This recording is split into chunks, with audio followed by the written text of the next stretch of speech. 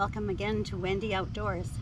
Today I rode my bike from home up to Morningstar Farm, also known as Little Qualicum Cheese Works, and it's a beautiful summer day, and I've come up here to get some milk. I come regularly to buy 2 or 3 liters of milk and turn at least 2 liters every week or 10 days into yogurt. So today I thought you might like to come and see just where the milk comes from, and we'll do a farm to table yogurt making, and we'll go over to the barn and meet the girls who provide us with this fabulous milk. So come on along and have a quick tour. I'm just entering the barn, and I'm going to turn the camera around so you can have a look at all the girls who do all the work. Here are the stars of the show. They're sort of having I guess it's a late lunch, and they look all pretty compatible here. Everybody's lining up as they wish to eat. This is sort of a self-serve kind of dairy farm. I don't know if that's the right terminology, but these cows are milked by a robot, which is housed in this building over here. And you can see there's a dark brown cow waiting at the door for her turn, and behind her is oh yeah, they're both black and white actually, but they're waiting to get into the milking station. They only get milked when they feel like they want to be milked, and that's usually up to about 6 times in a day. Evidently they eat when they want to eat, and this is what these girls down here are doing. I'm not an expert on cows, but I think the black and white ones are Holsteins, and then these pretty little brown girls are Jerseys.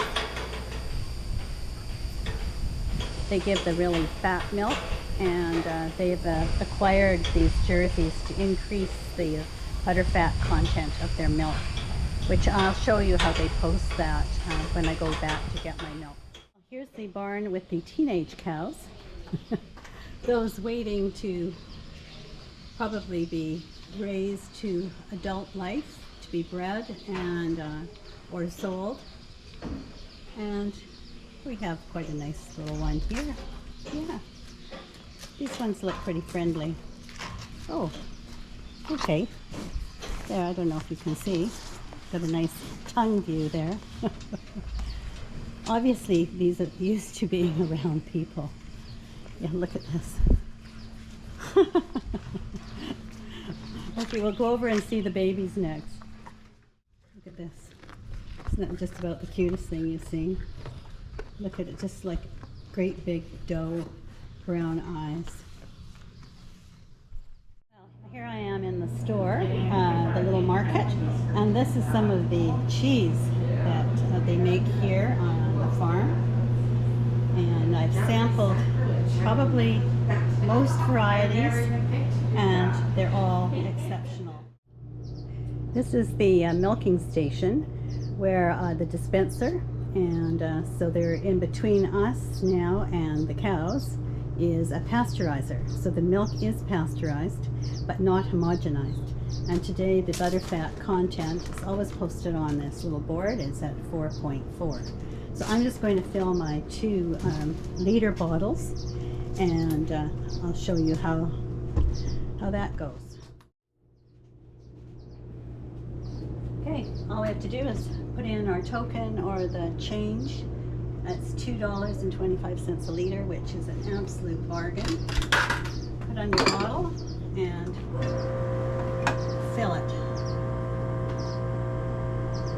It's a nice cold 2.6 degrees Celsius, and it's just absolutely delicious. And this is milk that happened today. Doesn't get much fresher than that, does it? I've got my milk in a bag, and I've got it tied into the basket on my bike, so I could just take off and get home. I think that my bike ride is less than 15 minutes, which is problem with that on this hot day. So when I get to see you next, it'll be in the kitchen and we'll get to making that yogurt. Okay, I'll see you then. Okay, we're home here with the milk. I've got 1 liter poured in, and the way I do it, it's simple. You just need a couple of pots and a stove with an oven, and really that's about it. I like to use cast iron in the oven for overnight, but you don't need any extra tools. So I'll just show you what I do as I go along. I'm going to heat this milk up. Because it's pasteurized, I don't have to bring it up and keep it at a pasteurizing temperature. I just make it nice and hot, and I'd let it cool just a bit so I can dip my finger in it, and when it comfortably, and when it's that tells me it's the right temperature to add the yogurt. Now the last yogurt I made was a little watery. I've been using the same, the same starter. I've been working with the same yogurt for probably 2 or 3 months, and just always taking out a cup or more, and keeping it aside as a starter. And I just felt like it was time to get some new yogurt. So I went to the store today and picked up a yogurt that has no additives. So it's important that it's plain, with nothing, no sugars added to it or flavors, and that it's got lots of active ingredient in it, because that's what you need, is the active culture to start setting a new batch. Back, I just put my finger in. It's still pretty warm, but I can keep it in, which is just the right temperature. Because the culture in the yogurt is alive, you don't want to kill it by overcooking it, by overheating it. And it seems to be fine in the fridge, but it doesn't like to be too hot. But it likes to be warm to make it grow. So just around body temperature and a little bit above seems to be okay. So some people just put about 1/4 cup per liter. I happen to have more, and because I guess I was a bit leery with my last batch being a bit too soft. I'm sort of overdoing it a bit. So I'm going to just pop this in and give it a little rinse out.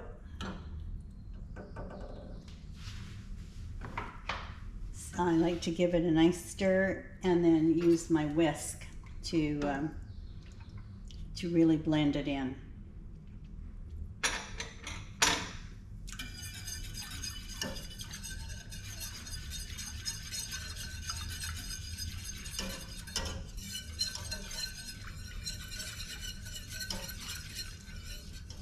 I think that'll be good. I'm just going to open the oven door because the oven is warm, because I've been heating up the pots inside there. And I think it's going to be good to go for the night. So we'll see how this works out. I'm just going to move the camera so you can see inside the oven. Okay, this is how I do it in the oven. The oven is heated up, and the Corningware and the cast iron are nice and warm. Just get a hot pad here. So this setup works for me without having to buy anything extra. And like I said earlier, I just like the flavor done better in the Corningware than just right into the cast iron. So I put a small tea towel in here to fill the spaces, just to add another layer of warmth. I'm going to pour the yogurt in, put the lid on, shut the door, and I put it at the back corner, right near the light. So it just goes in like that, and then I leave the light on overnight. Good morning. Let's see, I've just taken the lid off the yogurt, which is sat in the oven in the cast iron overnight, and I can see that it's set up quite well. I think I'll put this light on, maybe you'll see there. Hopefully that's a bit better. There's a bit of whey on the top, which is common. It's almost always like that. So I'll drain that off. It's very soft still. So I'm going to drain the whey and then put it in the refrigerator for a couple of hours and let it set up and see what the consistency is. If I want it to be a thicker or more like a Greek yogurt, which sometimes I do quite often anyway, I put it through a sieve, and but I'll check it in about 2 hours, and we'll sort of see then what the consistency is. But it's well on, it's done its job, and it's the culture has been working, and I think we're going to have a really good bowl of yogurt here. I was just out in the garden and picked a bunch of raspberries and strawberries, and I think that's going to make a good treat. So we'll come back to this in a couple hours and see if we need to strain it. Well, I've taken the yogurt out of the fridge, and for me, it's still a bit too soft. The temperature in the house is a lot warmer than usual, and I think that's made a difference with the setting up overnight and the work of the culture. So I'm going to strain some of the whey off and thicken it up. We actually like a more Greek style yogurt, and so what I do is just get my strainer, put a little bit of cheesecloth, which I've wet, over here, and spoon it in.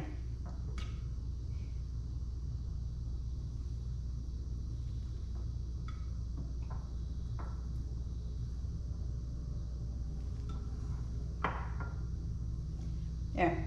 Now, a lot of people really like their yogurt really, really soft, and this would probably be fine for them.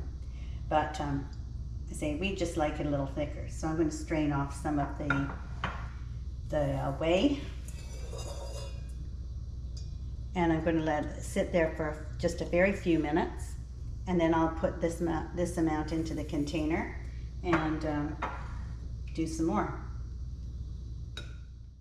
Well, I finished straining the yogurt, and so now the consistency is much closer to what Bob and I prefer.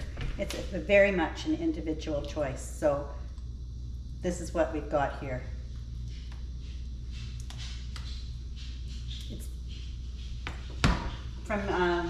from doing the straining, I have some whey. In the wintertime, I make bread quite regularly, and so I'll use the whey in the bread. But at this time of year, I'm not really into having the oven on a lot and doing a lot of baking, so I actually will throw it out.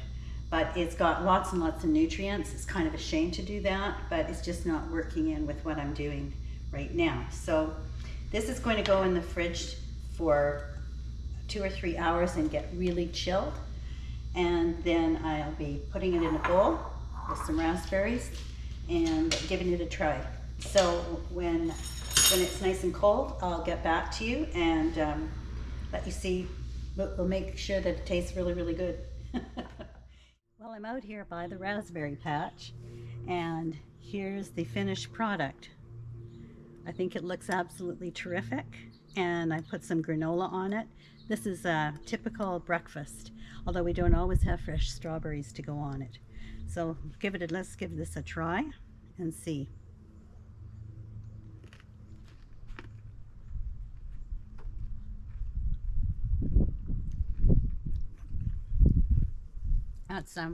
That's really good. I'm really pleased with it. Of course, the strawberries or the raspberries enhance anything, don't they? And between the yogurt, the granola, and the fruit, I think it makes a really wholesome, healthy breakfast, and it's also delicious to boot. So I encourage you to give it a try. 2 quarts of milk. Start out with maybe just maybe 1 liter or 1 quart, and see how that goes for you. And if it doesn't turn out quite right, you can work on adjusting it. It took me a couple of goes to get it where I wanted it, and I did find that straining it really helped because of what kind of consistency Bob and I like. So have a go at it, And if you get into it, it's really worthwhile, and you won't want to go back to other yogurt. I know you can't always go to a farm, and as I can, but just use whatever milk you like, skim milk up to whole milk, and add as much cream as your body can stand. So it's a personal thing. So have a go, and good luck.